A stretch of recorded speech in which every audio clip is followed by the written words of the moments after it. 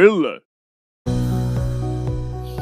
안녕하세요. Hi everyone. Welcome back to my channel. This is Gorilla Realty.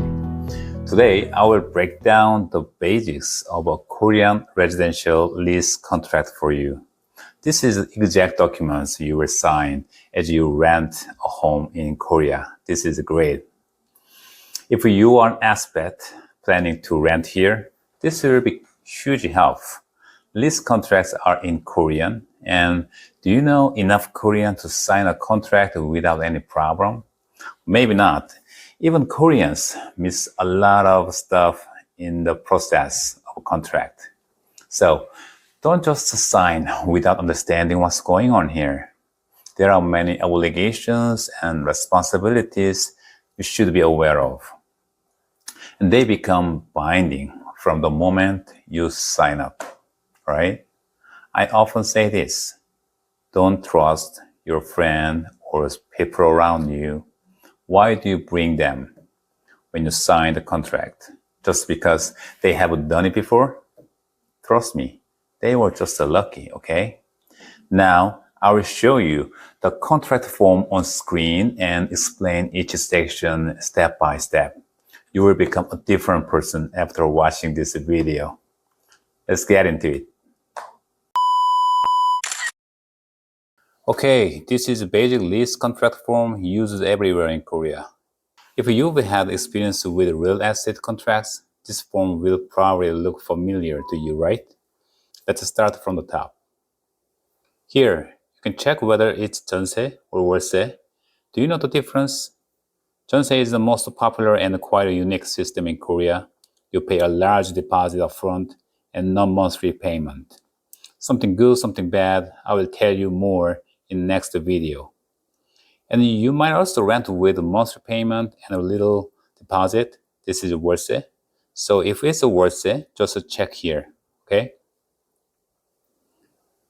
And number one, 부동산의 표시. This part shows the address and details of the property you're renting.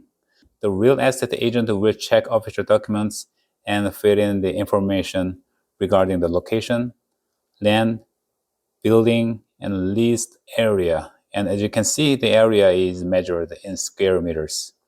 In this section, you need to make sure the address matches with the documents. If the address is wrong, you might not have legal protection when the property goes to auction. This is the worst case scenario, but it really happens. Next one is 계약 내용. This section shows how much the deposit is, how much the monthly rent is.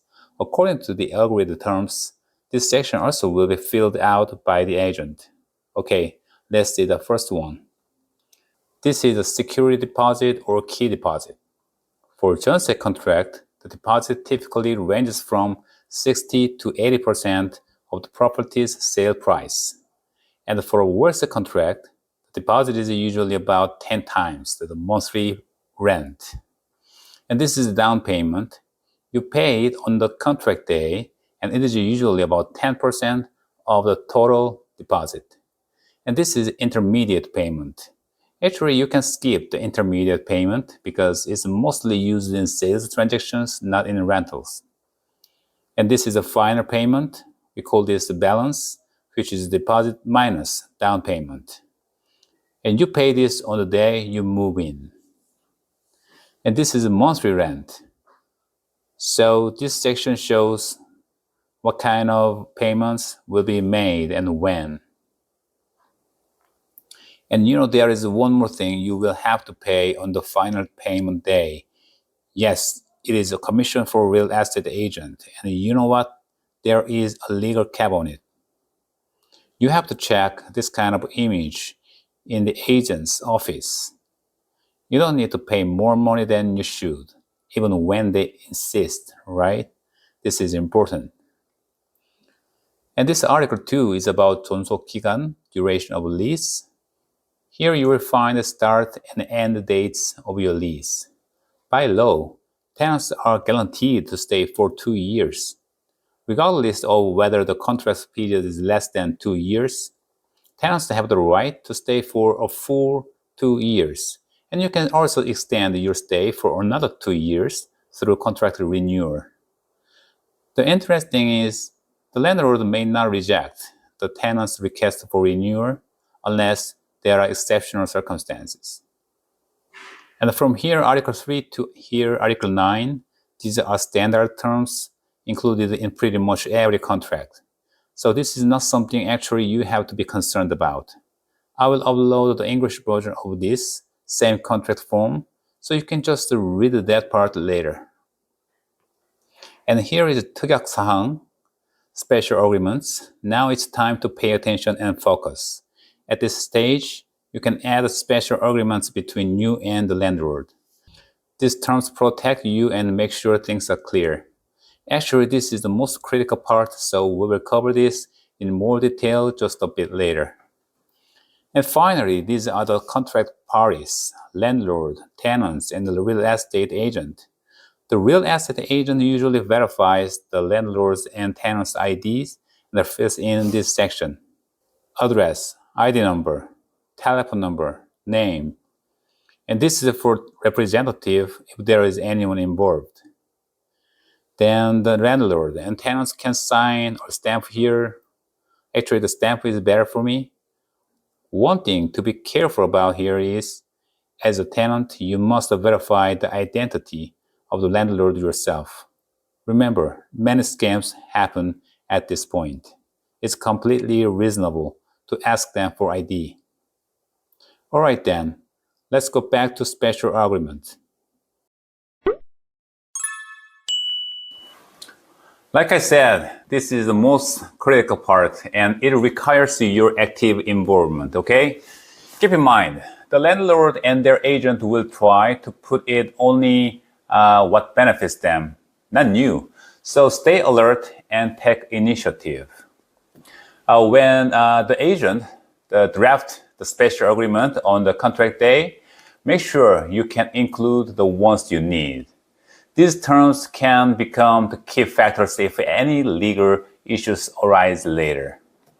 And this is where you need to have someone on your side, not your agent, but a tenant's or buyer's agent, okay? Like I said in the previous video, landlords are VIPs for your agents, remember? Now I will tell you the examples of practical and important terms. It will clarify responsibilities and save you from future troubles, okay? Let me read this one by one because this is important. This is the first one. The landlord is responsible for repairing major facilities such as the boiler, water supply, electricity, and windows. The tenant is responsible for replacing consumable items like light bulbs, batteries, and faucet packing. This is about repair responsibilities, and this clause clearly divides who pays for what repairs, so you are not surprised by unexpected bills. Next, the tenant cannot terminate the contract early during the lease period. If the termination is unavoidable, the tenant must either find a replacement tenant or pay a penalty equal to 2 months' rent. This is about early termination. It protects the landlord, and it helps you understand what you will face if you leave before the contract ends.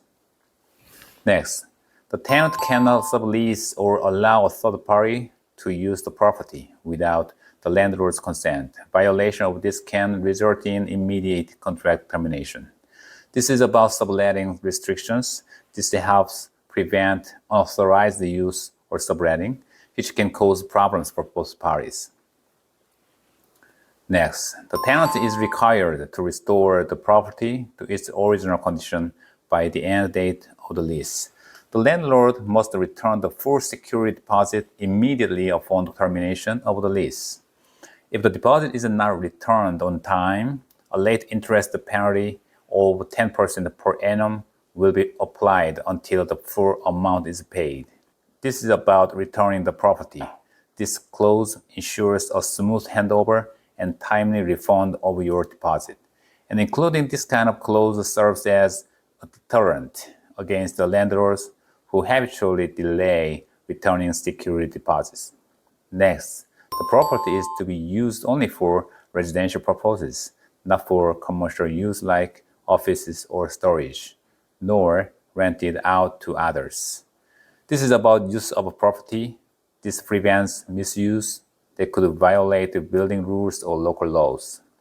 Next, all utility fees, including electricity, water, gas, internet, and TV charges, as well as management fees, are the tenant's responsibility.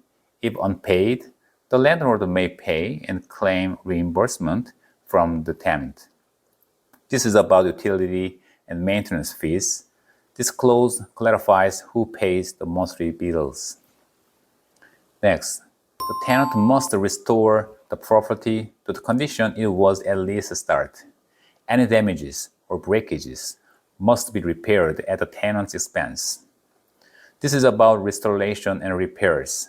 This protects landlords from damage and makes tenants responsible for repairs. Next, the tenant must complete contract legislation and confirm the contract date by, let's say, June 12, 2025. The landlord cannot establish any mortgage or security interest on the property until the next day after the date. Violation will result in contract cancellation. This is about contract legislation and restrictions on mortgage. This ensures the tenant's deposit is protected and legally secured. How so? This is important, but many people don't know this, so I will go into it a bit more. The tenant's legal protection against the third parties starts the day after they officially register the address at the local government office. This protection means the tenant's lease is recognized and respected by third parties, so no one can ignore the tenant's rights. In short, the tenants can assert their rights against the third parties starting the day after registration. However, if the landlord set a mortgage on the property before the tenant's protection starts, the mortgage takes effect immediately. This is a matter of timing and it can cause serious problems. The tenants might not be able to get their deposit back later. That's why it's important to include a special agreement that stops the landlord from setting up a mortgage until the day after the tenants complete their registration. Next, lease contract must be reported within 30 days of signing at the local community service center by the tenant or landlord. And the landlord must notify the tenant in advance if the property is sold. If the lease cannot continue due to the sale, the tenant may demand the deposit back. This is about contract reporting and notification. This clause protects tenants' rights if the property changes ownership. And at the end, there's usually a catch-all clause like any issues not specified in the contract will be governed by the Korean Housing Lease Protection Act and the Civil Code and general lease practices. Including these kind of special agreements can give you much stronger protection and clarity. If you don't see them, ask your landlord or agent to add them before you sign. This is very important.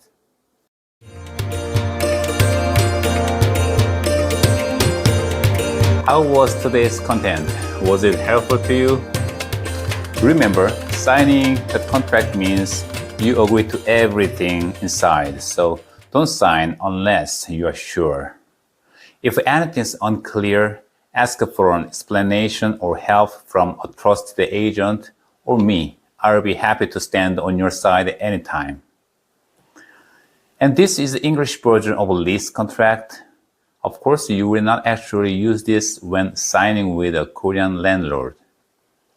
But I hope it helps you get a better idea of what kind of terms and clauses are typically included. I will add the link below, so feel free to download it. And if you feel more comfortable having someone guide you through the whole process, you can contact me anytime. Honestly, this will be the simplest and most stress-free option. Just tell me your criteria, and then I will start by finding properties that match for you. Okay then, Thanks for watching and see you in the next video. Don't forget to hit subscribe for more tips. Thank you. Bye bye.